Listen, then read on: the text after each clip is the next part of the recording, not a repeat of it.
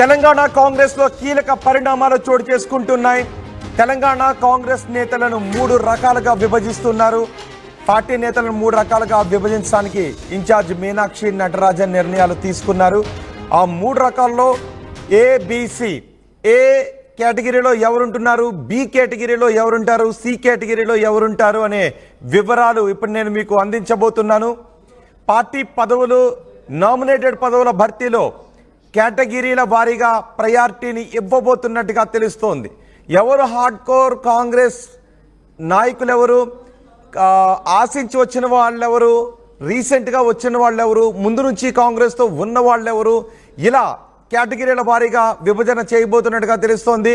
Party పదవులు, nominated పోస్టుల భర్తీల సమయంలో ఇప్పటికే కాంగ్రెస్ నాయకుల్లో కొంత అసంతృప్తులు ఉన్నాయి. ఇటీవల కాంగ్రెస్లోకి వచ్చిన వాళ్ళకి పెద్దపీట వేస్తున్నారని కొంతమంది అంటారు.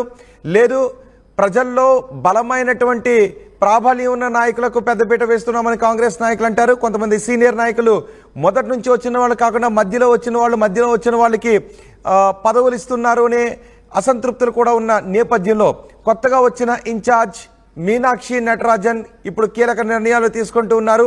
పార్టీ పదవులు, నామినేటెడ్ పదవుల భర్తీలో కేటగిరీల వారీగా విభజించి వారికి ప్రయారిటీని ఇవ్వబోతున్నట్టుగా తెలుస్తోంది. మొదటి నుంచి కాంగ్రెస్లోనే ఉన్న వాళ్ళు ఒక గ్రూప్, ఎన్నికలకు ముందు ఇతర పార్టీల నుంచి కాంగ్రెస్లోకి వచ్చిన వాళ్ళు రెండో గ్రూప్, అధికారంలోకి వచ్చాక పార్టీలో చేరిన వాళ్ళు మూడో గ్రూప్. ఇలా 3 గ్రూపులుగా విభజించి కాంగ్రెస్లో, పార్టీలో, అలాగే నామినేటెడ్ పదవుల విషయంలో వాళ్ళకి ప్రయారిటీని ఇవ్వబోతున్నట్టుగా తెలుస్తోంది.